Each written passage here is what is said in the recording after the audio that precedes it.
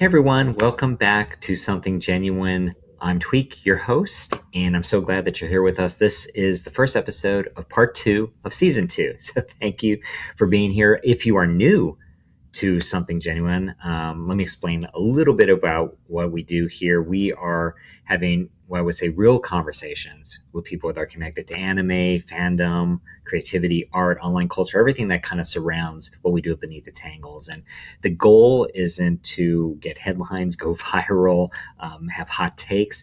It's really just to get to know the people behind the work, to get to know their humanity and who they are. So without further ado, today's guest is someone that anime fans have been hearing for years. She has been part of more than 100 anime productions, but she is also an entrepreneur, a stage actor, and an educator. You probably know her best, though, from anime series like Jormungand, Strike Witches, Death Parade, Fruits Basket, and her most recent huge role in Frieren Beyond Journey's End, one of my all-time favorites. So today we're going to talk about voice acting, creativity, the arts, and so much more. Please welcome Anastasia Munoz. Hello, Anastasia. Welcome. We're so glad to have you here. Hi, thank you. I'm so happy to be here. Yeah, well, and it took us a while to kind of be able to get together. You had stuff, I had stuff. Even today, it was just like busyness, so much craziness. And actually, I kind of want to start out with that because I'm sure our audience knows you. Probably every single one that knows you as a voice actor, but you have a lot of other things going on in your life. I mean, can you tell us like about who you are, like what all these things you've got going on? Totally. Yes, yes, yes. So, first and foremost, I'm a wife and a mom, and I have two small children. And then my stepdaughter just graduated from college, so we're super proud of her. And she is going into kind of our industry. She's in sound design, and she's genius. So That's so exciting. we're looking forward to working with her. My husband is also a voice actor, and we come from the stage. Yeah. I didn't I know that.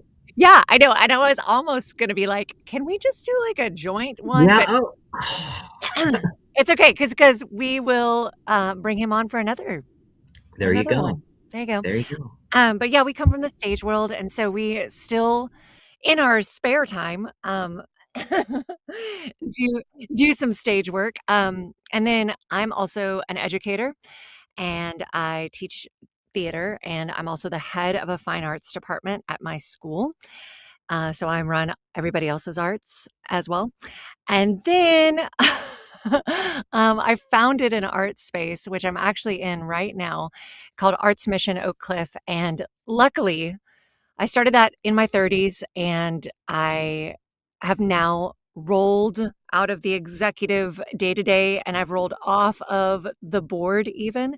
So now I just get to enjoy the perks of being an artist in the space. And my protege is like crushing it, taking it to all new levels. The space is growing and all of that. But that has been an integral part of my life as well. So yeah, just to talk about busyness, do a few No, that things. yeah, just a few things. No, that's awesome. I I was an executive director for a really small state agency for a while, and I think I love doing that. But there was a gratification too when I moved to a different role, and someone else came in to see them not only like you're kind of proud of them growing, getting that role, but then you also see them taking it to heights that you couldn't take it because you're like, oh my gosh, all these things I didn't realize I was doing or didn't have the skill or the talent to do, you're seeing the next person take it over and help it grow. And there's something really wonderful about that as well.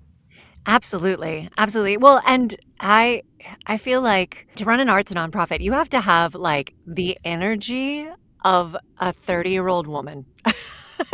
and and I think that yeah, because you have all this life, and Hmm. everything is drive, drive, drive, drive, drive, and you can make things go and make it happen. And yeah, when kids come into the picture, when other things start to infiltrate, then it becomes a little more challenging. And so, in doing so, I'm like, well, this whole new generation has like brand new ideas, totally like things I didn't even think of.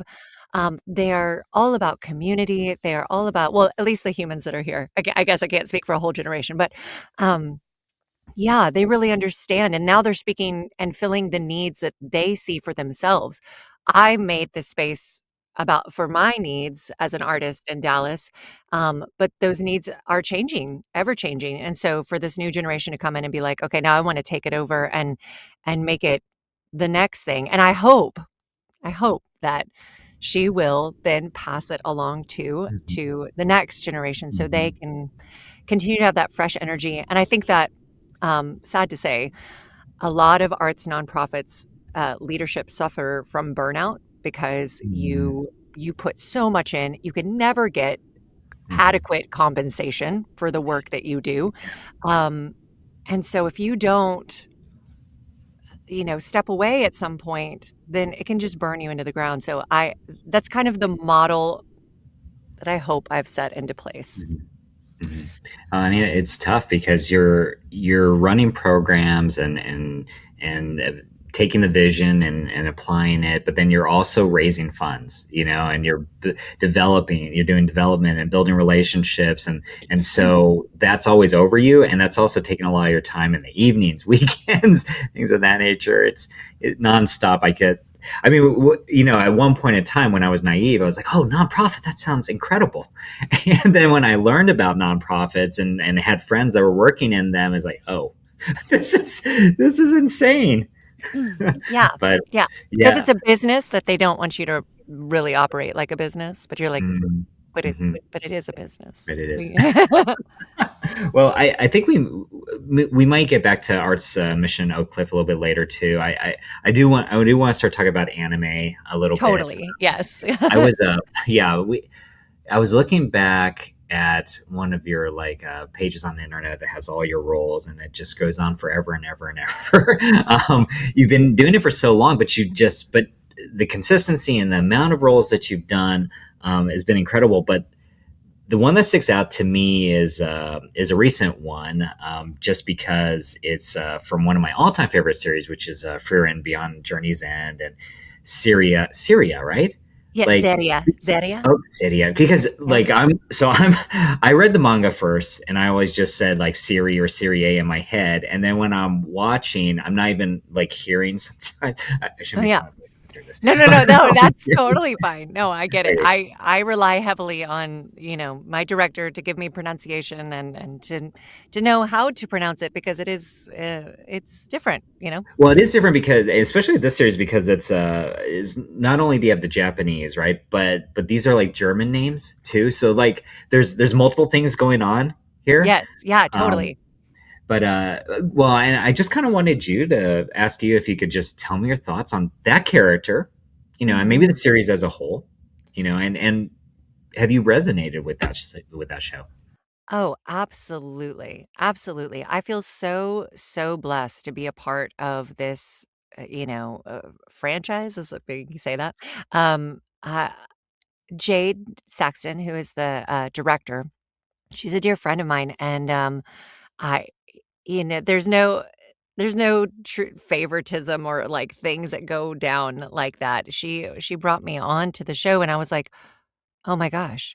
Oh my gosh, and, like, it only became, like, more and more like, "Oh, this is a big deal. This is a big deal." And not only is it a big deal, but I love Seria. She's, like, so my jam. Like, I have always felt like, um, my typecast is, like, fairy, elfin, queen, like, I belong in fantasy, I belong in, some sort of ethereal something, so when she's like, "You're this elfin mage, you're, a living grimoire, you're over 1,000 years old," I was like, "Yep, that's it.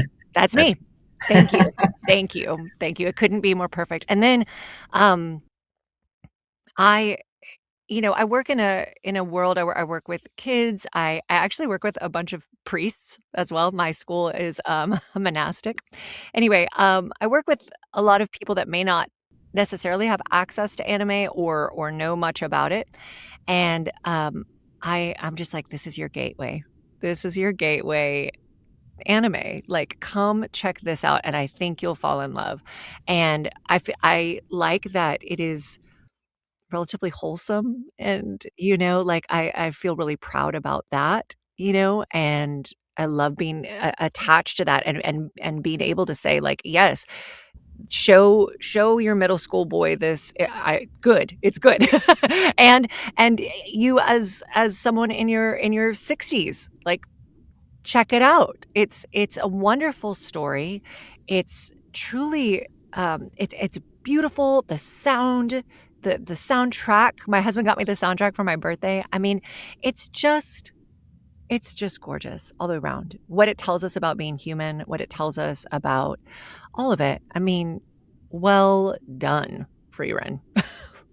It's such a beautiful series. I just yeah, what it tells us about relationships and friendships and how we can what we're doing now impacts those around us and impacts the future. And Right. it's just it just so great. And I think for me, like, I'm one of the things that made me really happy is that it's found an audience. Like, there, and you know this, right? There are so many really good anime series out there that don't find that audience. That and it's fine. There's a small group of people that love those series, but how Frieren blew up really surprised me. I'm friends with Jordan Dash Cruz, Oh, and awesome. yeah, no, he got he's Stark, and to see him get all these convention appearances, right? And it's and a lot of it is and it's based on a lot on Stark, and then they have like Frieren stuff going, and that's so cool. I love it when a series can be successful and bring in all that audience. But I also think about Frieren kind of as maybe an example, a really strong example of anime as art, and because I fall into this kind of pattern too. Now that it's not that it's bad, but when I'm watching anime, I'm just consuming.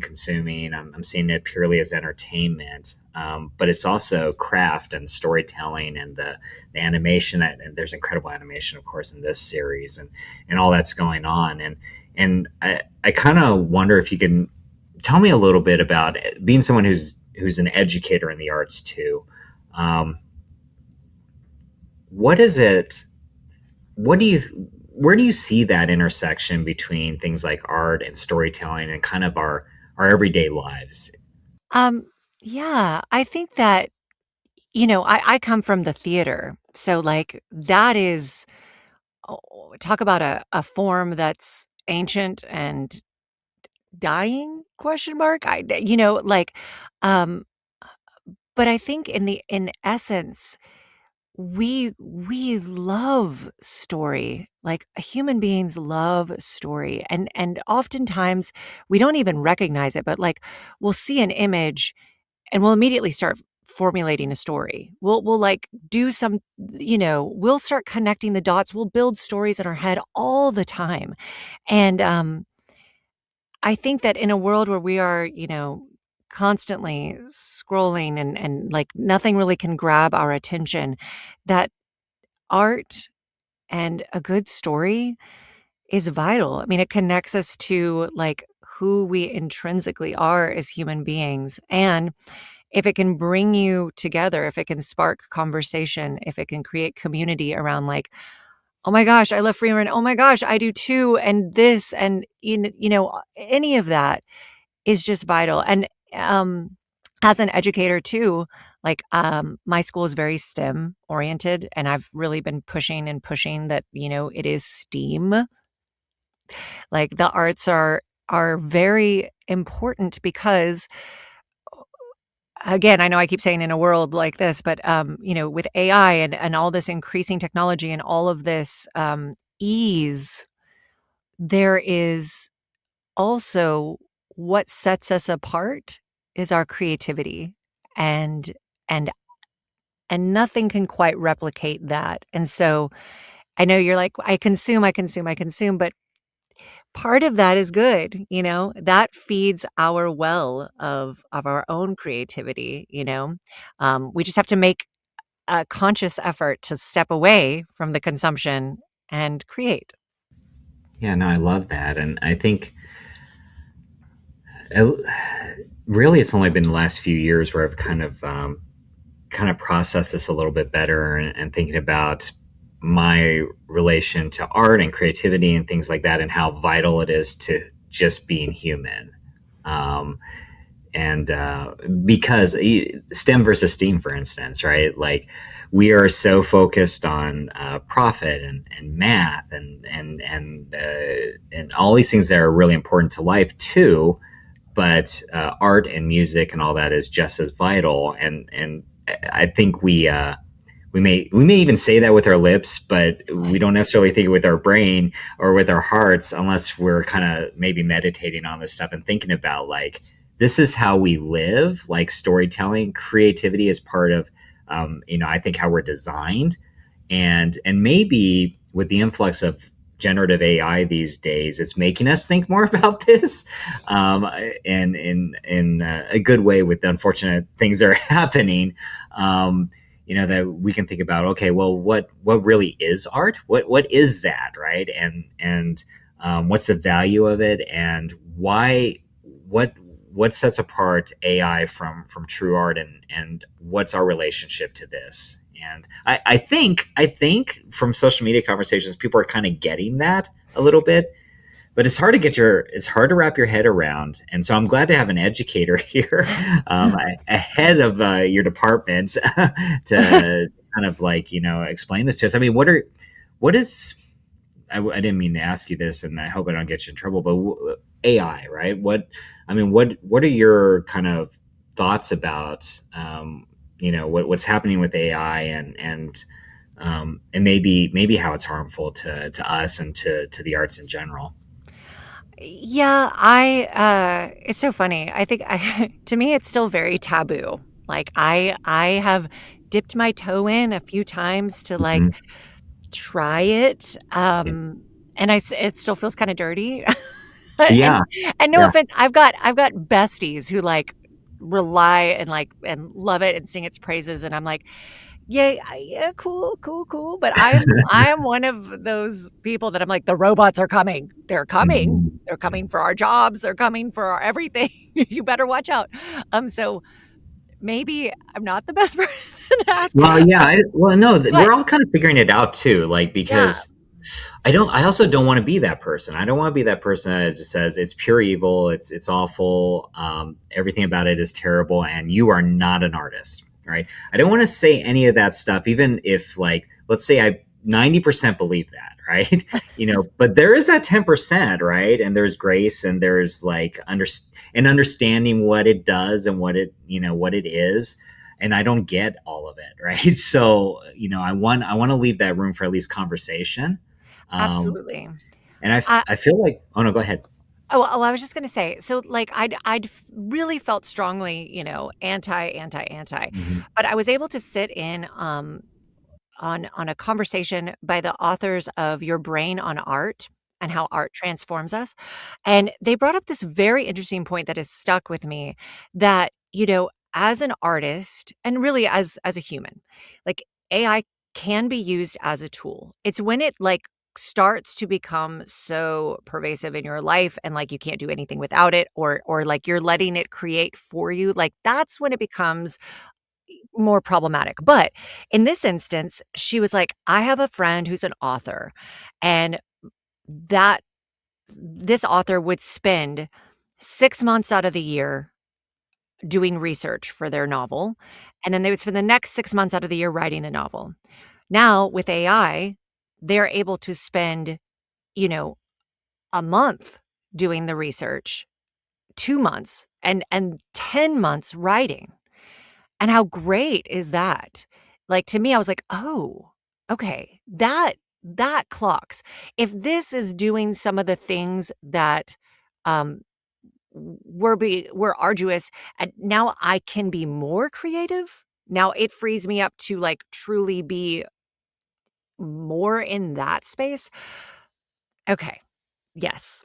Yes to that. I like that, a tool and not a crutch. And I think that it's here, we can't be like, "Stay away." It's here, so everyone finding kind of their relationship and their safe um, usage of it is great. And it's so new, so we're figuring all that stuff out, right? What's our relationship with it? How is it good? How is it not good? Are there rules, that we should kind of be abiding by, or maybe there aren't? I don't know, or it's different for everybody. So, no, that's see, no, you have plenty of good stuff to say, Okay. even though we're still figuring it out. Yeah. Yeah. Well, um, and, as a parent too, I mean, technology and, I've got small children. And so like thinking about what are the rules in my house? Like how are we, and I'm sure all of the parents out there or teachers or people, because it is new. I often think about like there will be a time when we will look back maybe where there's a picture of us on our cell phone with our kid playing nearby, and we will think it as taboo as a mom mm, smoking a cigarette holding her baby nearby, and we'll be like, "Oh my god, can you believe our I hope so. great-grandparents were doing that on their phone next to their child?" You know? I hope so. It'll shame me a little bit, but Oh, I hope so. oh, Yeah, me no, too. but there's just so much getting thrown at us. It is hard. I mean, it's hard to be a good parent. I mean, there's just because it just takes time. There's so much time you have to invest in being a good parent, and as new things come in, like okay, so like we know like basically like oh, what do you let your kids consume? What do you let them watch, right? And I think 10 years ago, like the advice you'd always see is like oh, go watch it first, go view it, and it's pretty impossible to do that now. So we're reading people's reviews, but how do we know we can trust those? Or maybe we go to AI and ask AI, "Hey, is this appropriate for my kids?" But then we have to feed AI our algorithm saying, "Well, this is what I think is appropriate, and this is not." And I've tried some stuff with that with ChatGPT. Not necessarily that my kids are older now, but like to try to feed it things about me so that it knows like what I think is okay, and then it forgets all the time. Like I have to start where I'm like, and I literally write, "Hey, chat, we've talked about this before." Like I'm writing this, and it's like, oh yeah, we'll start over here." I'm like, "Why are we starting over?" It's complicated. It is. Life is It is. complicated. I want to ask you about Arts Mission Oak Cliff a little bit. Oh, okay, great. Yeah, like what you talked about it before, how you kind of started it to maybe feed some of what you were looking for. So, what inspired you to start the nonprofit, and what is it? What do people do there? Great. So Arts Mission Oak Cliff is we're housed in an old church. Okay, so this old dilapidated church building that was built in 1929, and my idea initially was that I wanted a space for artists and community, and I wanted a space for artists to be entrepreneurial, to have the opportunity to kind of come in and share space, so they weren't having to like create a brick and mortar and figure all that out and have the expense of all that we could all kind of share the space together and figure out a brand, a curriculum, write a new play and fail, like a place to come and fail and try again and do that. So this space, we have the sanctuary space, which is a performance area, an event space. It's got a stage. The seating can change any which way. There's a grid and a sound system. So we've had so many different things in there: flamenco, opera, improv comedy, you name it, it's been in there. And then in the underground space, which is where I am now, there's little what used to be Sunday school classrooms and are now artist studios. So I'm in the recording studio, and then we have our artist in residence studio, which rotates out. We support local artists, and they apply, and every season we have a new one that comes through. And then we have a local ceramicist who has a studio here. We have a small music school that operates out of here. So they're kind of like the next level up. They already have a brand, but they don't want a brick and mortar yet. And so we all kind of like cohabitate in this ecosystem together. That's Oak Cliff School of Music. Then some more studio space. We have a dance studio where dancers can rent out that space and work on choreography. They can rent it out and teach classes. And we have a library and kind of we're transitioning it hopefully to be like a self-tape studio in the future. We also have a kitchen, which currently, like as I am in here, we have someone using it as a ghost kitchen to make breakfast tacos for a local coffee shop. So they come and they utilize our kitchen because it's bigger and it's not a home kitchen. So the idea being that when Arts Mission is fully pumping and operating, we've got culinary artists, we've got musicians, we've got, dancers, everybody. And then you could also come in here and do like the traditional co-working stuff. Like I just need a quiet place to do a Zoom call or send emails. So that was the initial idea. It is bounced around and become lots of different things. But to me, like to answer the question, as a local artist in Dallas, as a performing artist in Dallas, I was looking around my community and not seeing a lot of space for me to just go and try and make some money, try to make something new, meet new artists, be supported by new artists, take a class, teach a class. I was like, where do I go to do that? The city has some buildings, but there's a lot of like red tape and, we got to do that. So that's where it was born. And we opened in 2017. So like we're headed toward our 10-year reunion, like anniversary.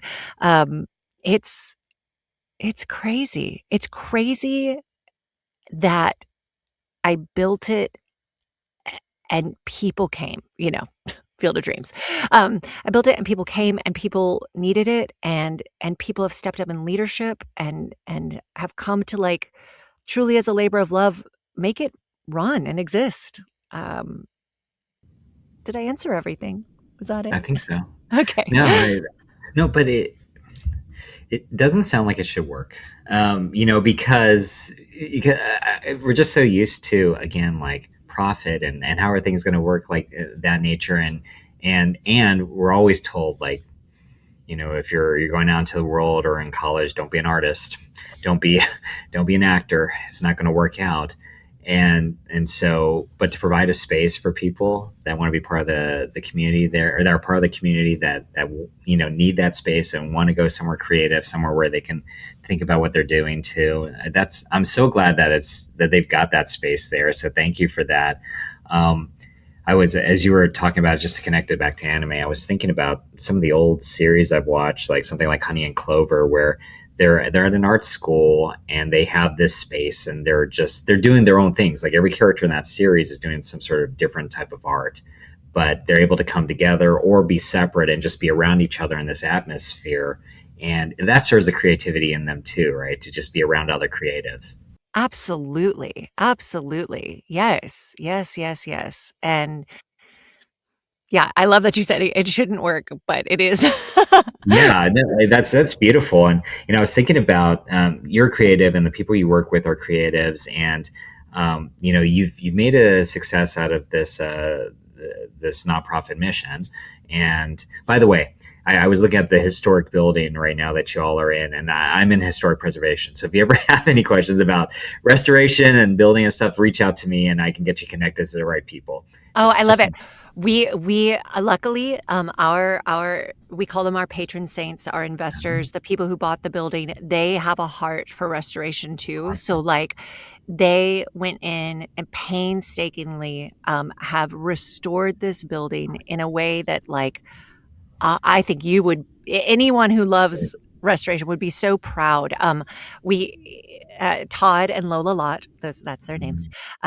Todd would go. We salvaged like these old fixtures, and we saved some of the pews. We were able to do this, and then he found old lighting fixtures from old churches in Alabama so that he could bring those in and like keep the vibe. I mean, we found old like hardware for the door handles and like, I mean, anything that he could salvage and use again, he did. And I mean, it was incredible. We found the original stained glass uh, makers, and were able to repair our stained glass windows with the original. I mean, as close to it as we could be. Yeah, no, I mean that's those are really strong preservation principles. That's so awesome for me to hear too, and I'm gonna have to stop by sometime. You absolutely must.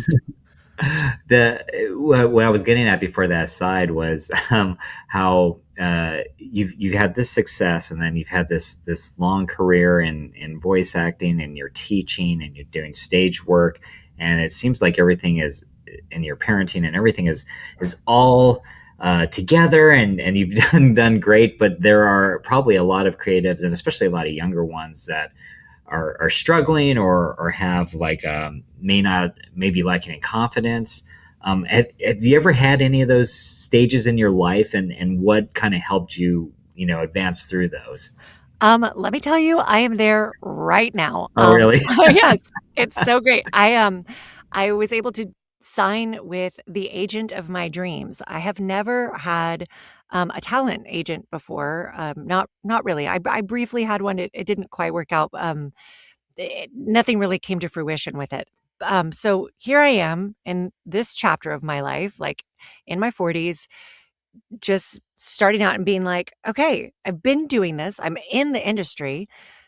So I know I'm not, I don't know nothing, but I know nothing. um, so it's, it's been a wild ride for me in that. And even like as we were connecting, I'm like, I'm trying to get this all set up. And in a post COVID world, I mean, all of us, I never appreciated an audio engineer more than when I was having to like figure it out on my own, recording on my own and getting my tracks. It made me such a better voice actor, I'll tell you that, having to step onto that other side. But to answer your question, like, hey, everybody, these phases of being unsure, of being insecure, of feeling like you're a noob or imposter syndrome, all that, hate to tell you, never goes away. No. It never goes away. But because it'll creep in. It'll creep in like grief or any other of those like haunting little things that come. But the best thing you can do is keep going. Keep going. No one, if you want to be a filmmaker, you can't compare yourself to Lucas. Like, he also sucked at one point in time. He also sucked. So you have to give yourself grace, give yourself permission to be bad. That's okay. You're still learning. You can't just jump to master level. You can't just jump to genius level. And in a world where everything is so product driven, everything is like, you got to make money at this, you got to do da da da da da. You've got to, if you want a career or something in the arts, you you must be resilient, you must persevere, you must not let it be the sole thing you rely on for money, because then you become really desperate and it reads, I'm sorry to say. Um, it reads in the room, it reads in your audition, it reads, and you're like, "I've gotta hang everything. If I don't get this job, I can't pay rent." Well, um, you gotta go sling some coffee or something, because it should be art is tricky. It should be you get to do it. You get to do it. That's how you should feel. You should wake up and be like, "I get to do 2 auditions today. Am I gonna get paid? Hell no. Am I gonna book the job? Probably not. I get to do 2 auditions today. I get to act today. How exciting is that?" And if that's not the mentality that you're waking up with, then you gotta realign it. I'm not saying you need to, like, step away. You just gotta realign it, because if that's not how you're operating, then it's going to be really hard to do what we do. There's a lot of rejection. There's a lot. I heard something or saw something, who knows, in my consumption, of someone being like, hey, look, as a voice actor, I submit. As a even film and television, I submit. I don't hear anything back. Nothing. I have no idea. Sending it out in the void. But you know what? Every one of those is a drop in the bucket, and that bucket is filling. And it may not feel like anything. It's just one drop, but every drop is going to eventually make a very full bucket. You will have been out there. Casting directors have been seeing you, hearing you.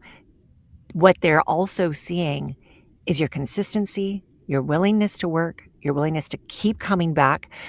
They may even be charting your growth. Like, oh God, here's this.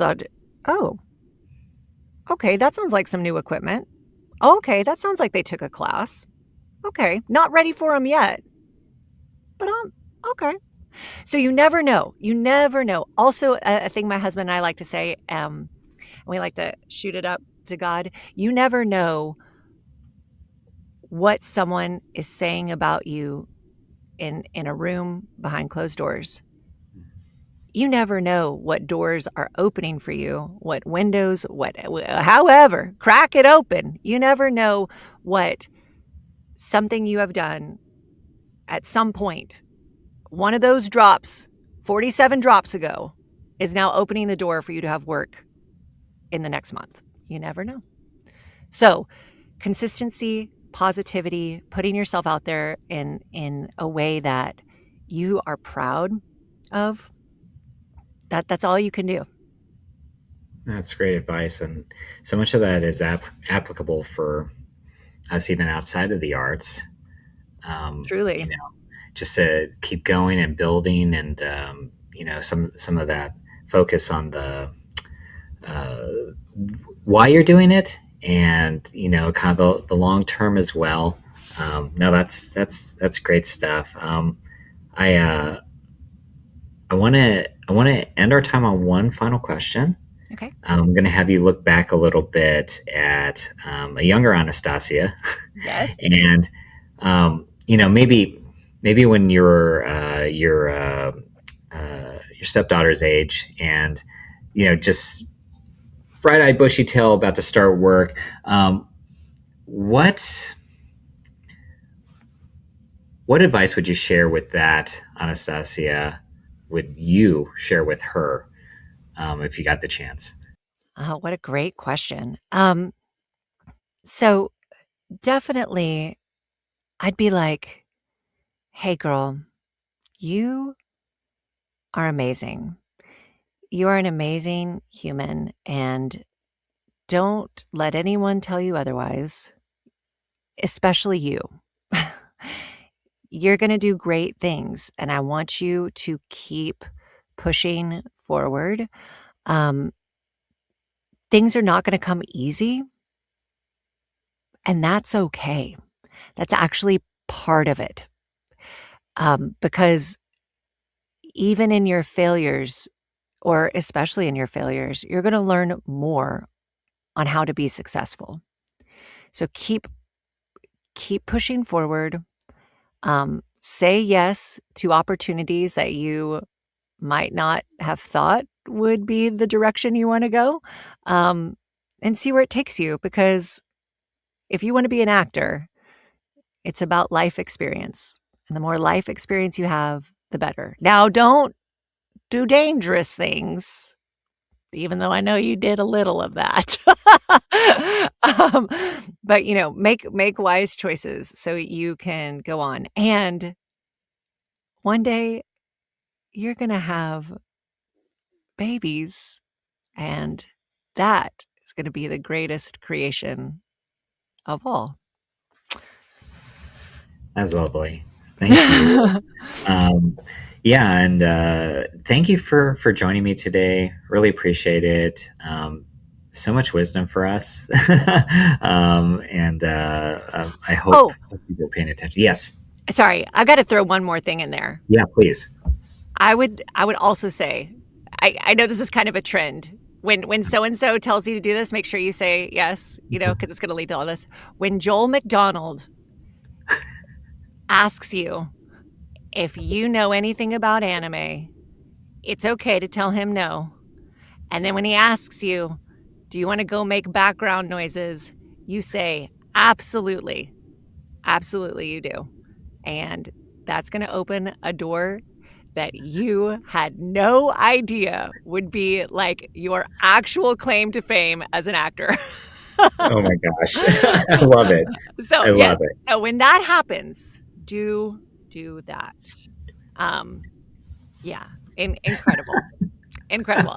Yeah, I trained as a physical Uh-huh. theater actor, never Uh-huh. anything with my voice. And Uh-huh. now it is like who I am.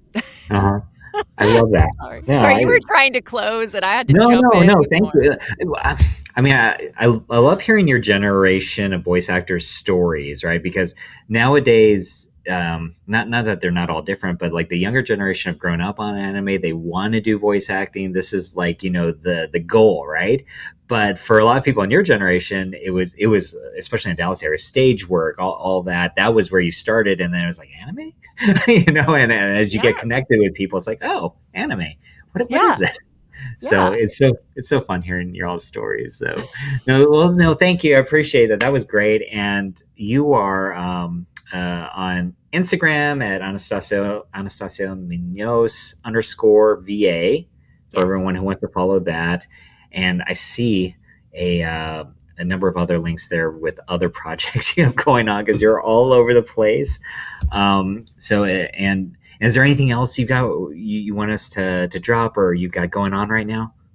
No, I would say if you're in the Dallas area, or even if you're just around and come to Dallas, check out at Arts Mission as well. That's my other one. You can see that, I think, through that website. I mean, through that my Instagram there. But yeah, I would love a follow. I'd love to be able to share all the things I've got coming up. I will be at my very first Comic Con at the end of the month. I don't know if this will probably already be it'll probably have already happened, but I'm really excited. That's also another world that I'm just now stepping into. So if you are interested in having me come to a con near you, please reach out to Level Up Talent. You can also, like, through my page, get access to them. I would love to come meet you in person and yeah, see you all over the country. So we'll drop all those links below Great. so that you can just click on them and then maybe Anastasia will come to a con near you. They're all over the place now. It's so much fun. So thank you so much for your time today. I Thank appreciate you. it. And thank you to everyone out there for watching. And we will see you all later. Thank you. Thank Bye everyone. you. Bye. Hey guys, I hope you enjoyed that interview. She was so great, right? So much wisdom to share with us, and really about being an artist, being creative, what it takes to continue to succeed in this field. So I hope all you creatives out there, and I think all of us have a touch of that, but some of us are really approaching it as part of our life. I hope you paid attention to it as someone who's been doing it for so many years and has started her own nonprofit and teaches and is continuing to be successful and is in my favorite anime. Um, I hope you listened well and apply that to your life. And I think that's part of what we do at the Need the Tangles. We're talking about what it all means, what it's all about, and through the failure, we're still learning. And Frieren, through her failures, she was still learning, and she became someone great. Serie's arc or is kind of incomplete right now. We don't know much about her, but I bet that feeds all into it as well. So anyway, take care, guys. We will see you next time. God bless.